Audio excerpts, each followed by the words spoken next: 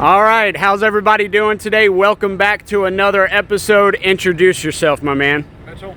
What's going on, Mitchell? Well, hey, tell us about your ride here. This thing is sick. And today, as you can see, we're talking about Miatas. This one is going to be a K24 CRV bottom end with a K28-2 head. Got high compression pistons, different cams swapped in it. It's going to be on drag cartel stage 4.5. Yeah. It's 13-to-1 compression. This 13 to 1? Yeah, this motor actually came out of the black Civic. Okay. I had Ethan tuned not too long ago, and ended up getting bored with this car. Yanked the 500 horsepower turbo Miata motor out of it. Yeah, he's actually one of the first people that we did an episode of Tuned on, and his Miata did almost 500 freaking wheel. That's quick. But now we have a different style motor, totally different setup. So 500 wheel, and you were turbo on that one. Yep. How compare them? Like, what's the driving experience like? Do you enjoy it more? The turbo motor was a lot of fun. Yeah. Its really only purpose was to go back in and actually like street race with it. Yeah. And now I don't care as much for street racing, but I still want to be able to drive the car, have fun with it. Yeah. This motor was super reliable in the Civic, and I want to get the reliability back in it. So I'm throwing Yeah, it starts up, runs every day, and you know how it is. When you go turbo, you just start adding a laundry list of issues that you have to check every single day. Every time. Reliability's out the window. Yeah, absolutely. You can't beat the K-Series swap. So how easy was the swap? Not easy. Not easy? Well, tell me about it. I mean, what things were big hurdles? To get the motor in, because the motor is so tall, yeah, to actually get the engine in, the K Miata, I mean, their kit is fantastic. The oil pump, or the oil pan itself. Shout out, he's got their shirt on. Yeah, K Miata. The oil pan on there actually basically has to be built around the subframe. So okay. in order to get the engine in, you have to basically go straight down with it. To get the clearances in there, I'm actually going to be running AC on this one as well. So yeah, to get the AC compressor in it and everything to actually fit. I mean, clearance is really minimal, but yeah, it all fits. It's all going to work. Yeah. What other things were a big headache besides the fitment? I did have some issues with some of the wiring. The harness originally came out of my Civic. Uh-huh.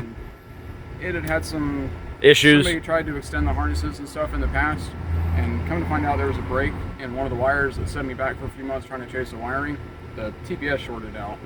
It needs you not to fully power up, which was giving me and a few other people quite a run around trying to get it. Absolutely. There's nothing worse than a wiring nightmare. No. Finally brought it to work. My boss, my mechanic at work, ended up going in there, tearing it apart, and after like 3 days finally figured out what the issue is. Yeah. And ever since then it's been up and running, been doing small stuff, trying to get it back up on the road again. Yeah. And now just need a tune. Yeah, absolutely. Now just need a tune. So he's here with Ethan. They're actually working on the Fortune Raps 240 over there.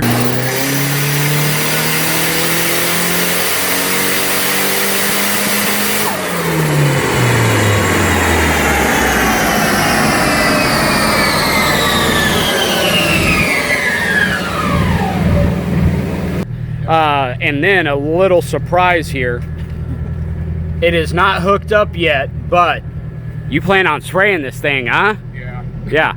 So pretty good size shot. Pretty good size shot, and you know what? Anything that you're missing with the turbo, I'm sure that is going to supply the fun. Yeah. So ultimate goal is to really daily drive or track race the car, and then if I still feel like kicking someone's ass on the street. Yeah. Absolutely. 200 shot. Oh no, I love it. Absolutely. Okay, well let's continue to walk around it. So we talked about the engine, wheel and tire setup. Workmeister's CR01s. Yeah. I'm gonna be swapping tires out. I'm gonna be running the new, I forgot what they are, the Maxxis VR1s. Okay. Still has 225s in the front. I'll be swapping it to 245s front and rear. Yeah.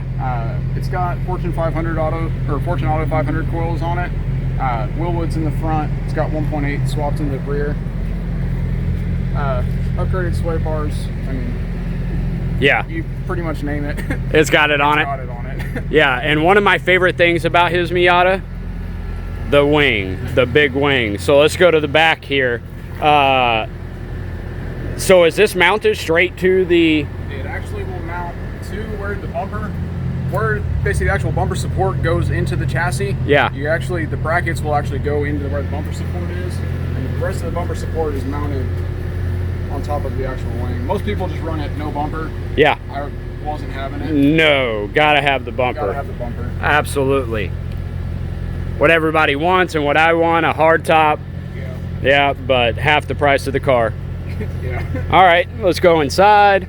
Not much to look at. It's a Miata. Not overly. Yep. Overly overdone. But one thing I wanted to point out, look at this dash he did, and he did this himself, and that turned out fantastic. That looks great. And he says he has some Recaros going in here soon. Those will look awesome.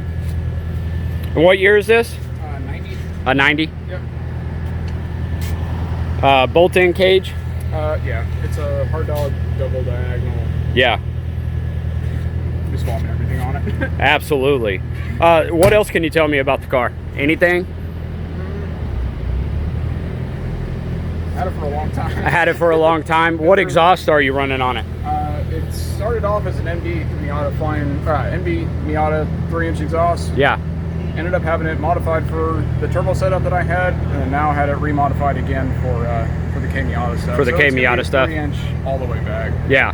And for the K swap, like what type of transmission work, or was that difficult, or what transmission setup do you have in it? Whenever I had the turbo setup in it, before I ended up pulling the motor out, my transmission was on its way out. It actually ended up basically pushing fourth gear off of the shaft. Yeah. So sometimes it would basically bind up and it wouldn't go into gear. Before I ended up putting this motor back in, I picked up another trans. I'm just running another Miata 6-speed transmission. Okay. It should take everything I want to throw at it. And Absolutely. and if it does break, they're disposable enough to where I'll pick up another one. And Pick up another one real quick. Yeah, not a big deal. They're Absolutely. readily available. Good. Well, man, I love this thing. This thing looks great. I'm sure y'all can agree with me. But you know what? I can't wait for it to go for a ride whenever he's spraying. I cannot wait to feel that in the Miata. That is going to be killer. So, still walking around the outside. Tell me about the kit that you have on it. The guy's actually out of business or not doing parts anymore. Yeah. It's going to be an auto connection kit, front and rear.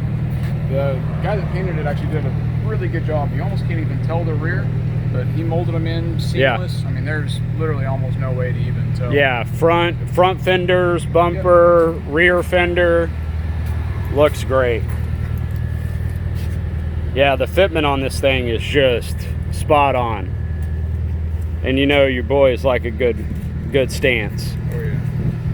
Looks awesome. Well, he's just waiting on a tune from Ethan. Then I'm sure this thing's going to be running 100%. We'll get some more footage of it on the dyno and anything else. Man, I appreciate you. Thank you so much. Yeah, no love your car. What's up? What's up? I've been told I need to chat for a minute, you know, so. Yeah, absolutely.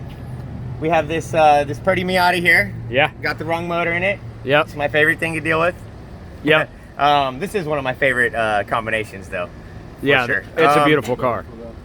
I think the owner, I probably already told you, used to have a nice turbo setup in here, major power. It was like 470 wheel horsepower or something way up there. And he decided to swap out with the K-Series motor. And this K-Series was in a Civic before. Yeah. That we built. And it's, you know, high comp cams and did pretty good power previously. And now we're pretty excited going to be adding some nitrous to that equation. Yeah, absolutely. It's going to be a different math than he had before, but still exciting. It's still going to be fun. Yeah, and way more reliable. We'll see. The other one didn't have any reliability problems, so, yeah, you know. Absolutely.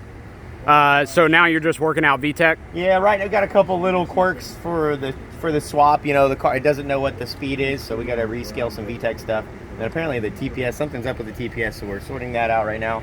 And then I think we should have some fun shortly. Yeah. All right, guys, we are all wrapped up with the Miata for right now. Thank y'all so much for tuning in. Hey, if y'all are new to the channel, make sure you subscribe. Hit that thumbs up button for us. It really helps us out, and we'll see you next episode. Boom.